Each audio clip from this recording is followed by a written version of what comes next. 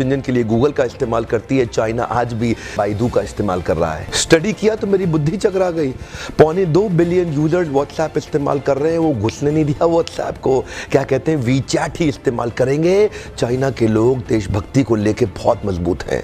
अपने देश के home grown online entrepreneur Jack Ma को सपोर्ट करने के लिए, अलीबाबा को बढ़ाने के लिए आज तक अमेजॉन को घुसने नहीं दिया इन लोगों ने चाइना में।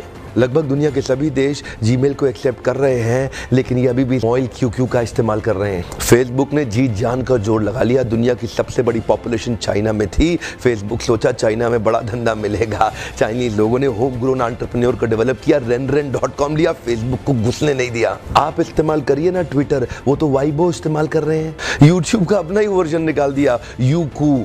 अपने देश के इंडिविजुअल्स और कॉर्पोरेट की बढ़ोतरी और बेहतरी के लिए पूरा देश इकट्ठा खड़ा हो जाता है इनका।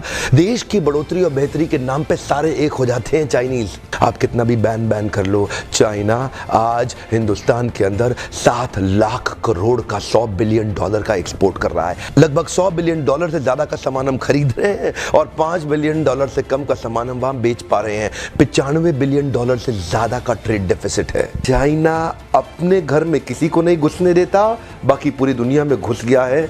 ओप्पो और वीवो दोनों का मालिक एक ही है और हिंदुस्तान में इस प्रकार घुस गए हैं कि घर घर जाके ही मानेंगे।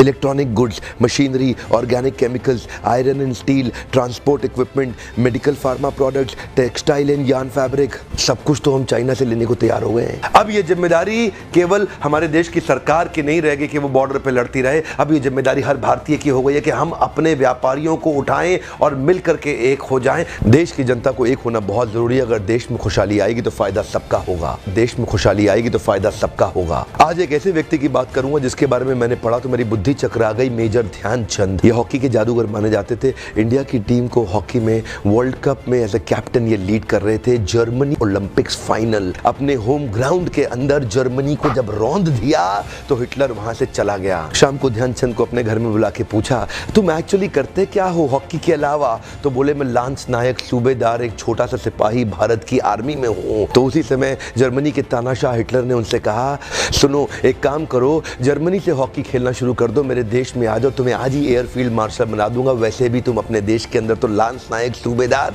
तुमको कोई नहीं पूछने वाला, तुम्हारा देश तुम्हें कुछ नहीं देगा। ध्यान दीजिएगा। तभी मुस्कुराते हुए हमारे देश के उस वीर सिपाही ने हिटलर को निडर आवाज में जवाब दिया कि मेरे देश की जिम्मेदारी नहीं है मुझे आगे बढ़ाने की, ये मेरी जिम्मेदारी है कि मैं देश को आगे बढ़ाऊंगा। हाँ, मेरे देश की जिम्मेदारी नहीं है मुझे आगे बढ़ाने की, ये मेरी जिम्मेदारी है कि मैं अपने देश को आगे बढ़ाऊंगा। आज मैं आपसे पूछता हूं, आज मैं आपको चुनौती देता हूं। और क्या चुनौती दूंगा? मैं चाहता हूं आप अपने आप को चुनौती दें कि आपकी क्या जिम्मेदारी बनती है देश को आगे बढ़ाने की। मैं आपसे पूछता हूं, आज एक सोचने का दिन है, समझने का दिन है। मैं आपको याद दिलाना चाहता हूं कि क्या आप कुछ ऐसा कर सकते हैं जिससे देश का कुछ फायदा हो? क्या आप कुछ थोड़ा बहुत ऐसा कर सकते हैं जिससे देश में खुशहाली आए? कम ऑन, देश में खुशहाली आएगी तो फायदा सबका होगा।